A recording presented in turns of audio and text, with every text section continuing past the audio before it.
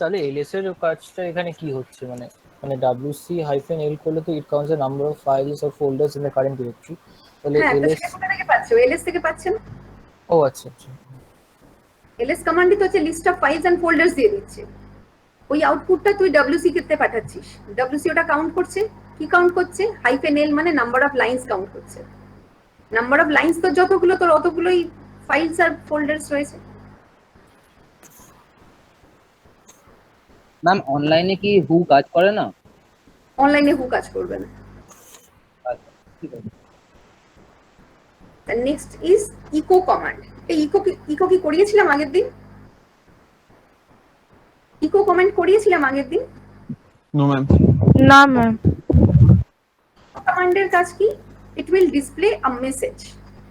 The message can be written in either single quote, sorry, either in double quote or without any quote. But recommended use double quote to type any message. So you can write echo. আরেকবার বলুন।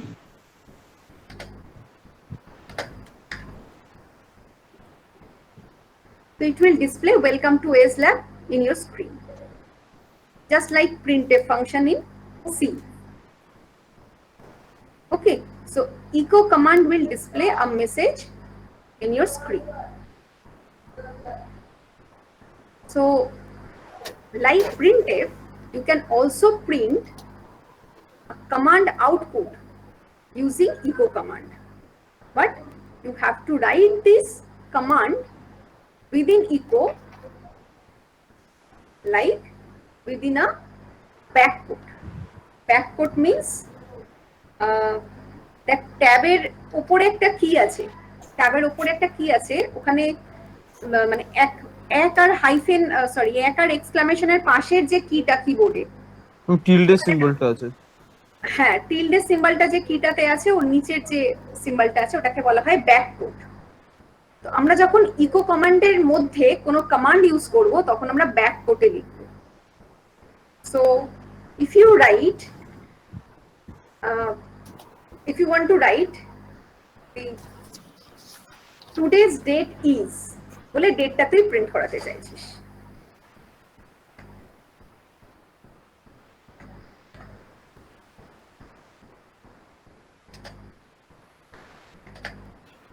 That is বলে তুই ডেটটা print করাতে চাইছিস। তো how to right within echo statement? Within echo write today's date is, so write the date command here within backquote.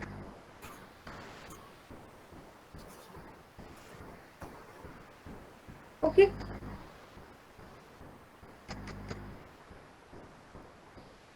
so within backquote it will display today's date is, then the date. Or if you want to print calendar for the year, so today's calendar is or today's month is, write the command within backquote. Within echo statement write the command within backquote, not in single quote. কেউ যেন single coat দিবি না, এটা single coat নয়, ব্যাককোট। বুঝতে পেরেছিস তো কোনটা ব্যাককোট? টিল্ড সিম্বলের নিচে যে সিম্বলটা রয়েছে সেটা backquote. Backquote open and backquote close.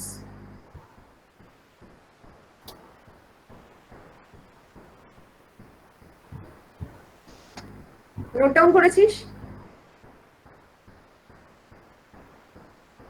Yes ma'am. হ্যাঁ ম্যাম, মানে টাইম ডেট সবই দেখাচ্ছে, মান্থ ইয়ার। হ্যাঁ, এবার ধর তোকে শুধু মান দেখাতে বলেছে, তাহলে তুই ডেটের কোন ফরম্যাট ইউজ করবি?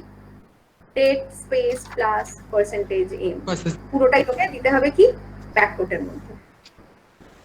যেটা তুই ডলারে করে এসেছিস সেটা তোকে ব্যাককোটে দিতে হবে। কি বলেছিলাম যখন কমান্ড গুলো করেছি তখন বলেছি এগুলো আমরা এবিসিডি শিখছি, পরে এগুলোকে আমাদের আরো বেশি কাজে লাগবে। ঠিক আছে, এলএস কমান্ড করেছি, কিন্তু তোকে যদি জানতে চায় how many number of files and folders in your current directory, তখন আমরা কি কমান্ড দেবো এটা। এবার সেটাকে তোকে ধর একটা ইকো কমান্ড দিয়ে প্রিন্ট করতে বলেছে, তাহলে তোকে ইকো কমান্ডের মধ্যে উইদিন সিঙ্গেল কোট তোকে দিতে হবে ls 5 wc-l। এটা তোকে ব্যাককোটের মধ্যে তোকে দিতে হবে। ওকে, আমরা ছোট ছোট কমান্ড গুলো করছি, পরে এগুলোকে দিয়ে আমরা পাইপ দিয়ে জয়েন করে আরো বড় কমান্ড আমরা করব। সেই জন্য যখন ছোট ছোট কমান্ড গুলো করবি তখন যেন আউটপুট গুলো ক্লিয়ার থাকে। এই অবধি ক্লিয়ার? ইকো কমান্ড অবধি, ইকো কমান্ড অবধি ক্লিয়ার? পরেরটাই যাই। Yes, ma'am. The next part is some filter commands. Filter command আজকে আমরা দুটো করব, নেক্সট ডে আরো 5-6টা আছে বাকি, করবো সেগুলো। ফিল্টার কমান্ডস এর মধ্যে ফার্স্টে কি? ম্যাম আউটপুটে ইকো লেখাটা আসছে তো ম্যাম। আউটপুটে ইকো লেখা আসছে না? ইকোর পরে ডাবল কোট ওপেন কর, ওপেন করে বাকি পুরোটা দিয়ে লাস্টে কি ডাবল কোটটা ক্লোজ কর। ম্যাম তারপরে আসছে eco that is Monday 07 September. ইকোতে eco আসে না, ইকো তো কাজই তো হচ্ছে তোর মেসেজটা প্রিন্ট করা। ঠিক আছে, দেখছি আমি, দাঁড়া তোরটা স্ক্রিন শেয়ার করিস, আমি এখানটা পড়িয়ে নিই তারপরে দেখছি। Next is head. How to write this? Head will display the first default. The head command will display first 10 lines of a file. Right? Head. Head will display the first 10 lines of a file. The file name will be given file1.txt. So it will display first 10 lines of file1.txt. If you want to show the first 3 lines, so how to write this? -n, then space 3 space file name. First 10 lines বললেন না প্রথমেরটা? First 10 line default it will display first 10 lines. যদি number of lines 10 এর থেকে কম থাকে তাহলে it will display all of the lines. If the number of lines is greater than 10, then it will display first 10 lines. Okay. Use of head N3. Head N3, if you want to display the first 3 lines of file1.txt, then -n is the option, 3 is for first 3 line, and name of the file is file1.txt. Okay. So, how to display first 3 lines? If you want to display first 5 lines, so write head -n, then space 5, then file1.txt. And what is Okay. the meaning of this -n? -n হচ্ছে 3 number of lines যে তুই show করবি তার আগে তোকে -n টা দিতে হবে। -n signifies the number of line তুই স্পেসিফাই করে দিচ্ছিস। Okay, ma'am. ওকে, ডিফল্ট তো ও তোকে ফার্স্ট 10 লাইনই শো করবে যদি কিছুই না দিস। হেডের ম্যাম পরে যদি 5 লাইনস দিতে চাই তাহলে ওই -n5 এরকম করে দেবে? Space 5 then space file name ও ডট। Okay okay. ম্যাম এটা হতে পারে যদি মাঝখান থেকে যে কোনো একটা লাইন, সাপোজ ধরুন আমার ফাইলে 20টা লাইন আছে, তো আমি 11 নম্বর লাইন থেকে আমি ডিসপ্লে করাতে চাই, তো সেটা সম্ভব হেড দিয়ে? এক্ষুনি করাবো, দাঁড়া না। আচ্ছা। Next command is tail command. Tail space file name file1.txt. So head command যদি শুরু থেকে ডিসপ্লে করে তাহলে tail command কোথা থেকে ডিসপ্লে করবে? শেষ থেকে। End. Head command এর মতো tail command ও তাই। Tail command will display the last 10 lines by default. So the if the number of lines is greater than 10, so it will display last 10 lines, and if the number of lines is not less than 10, below 10, then it will display total files. Okay, but tail will display the lines from last to first. And if you want to display the last 3 lines, how to write this? Like head, write -n space 3 space file name. It will display last 3 lines from file1.txt. Using head, it will display first 3 lines. Using tail, it will display last 3 lines. Using this command tail-n space file1.txt. If you want to display, suppose there is 20 lines in file1.txt and you want to display 11th line onwards. How to display this? Tail space plus 11 space file name. So it will display 11th line onwards. So starting from line 11, it will display rest of the files.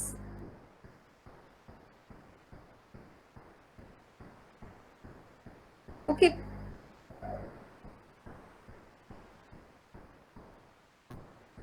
তাহলে head আর টেল দুটো command আমরা একসাথে যদি use করতে চাই কিভাবে use করব? 5 দিয়ে। এই অবধি ক্লিয়ার?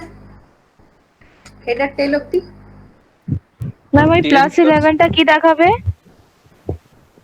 +11 হচ্ছে যদি number of lines greater than 11 হয়। গ্রেটার দ্যান 11 হলে 11 line onwards. So starting from line 11, rest of the lines it will display using the last command. 11 onwards, 11 থেকে last অবধি। লাইন নাম্বার 11 থেকে দিলে last। কি ম্যাম এটা কি +7 দিলে 7 এর পর থেকে বাকিগুলো দেখাবে? মানে যদি starting from line নাম্বারটা 7, যদি লেস দ্যান 10 দিই আমি, নাম্বারটা যদি less than 10, হ্যাঁ তুই যে লাইনই দিস সেই লাইন থেকে লাস্ট অবধি ও তোকে ডিসপ্লে করবে।